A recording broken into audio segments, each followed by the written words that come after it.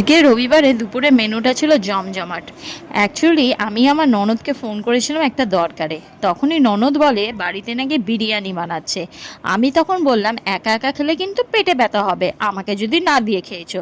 তাই ননদ ভয়ে ভয়ে আমার জন্য বিরিয়ানি পাঠিয়ে দিয়েছে। এখানে করেছিল চিকেন বিরিয়ানি, আর সাথে ছিল চিকেন কষা। আর এইদিকে তো স্যালাড তো দিয়েই ছিল, পেঁয়াজ আর শসা সবই দিয়ে পাঠিয়ে দিয়েছিল।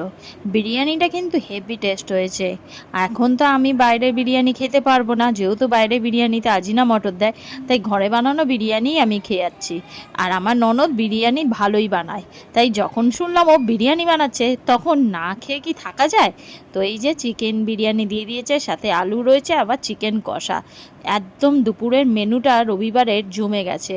তো যাই হোক, এখানে আমি খেয়ে নিচ্ছি, কিন্তু ভিডিও করতে গিয়ে দেখি পুরো লাইট পড়ছে মুখে, তাই পর্দাটাও টেনে নিলাম।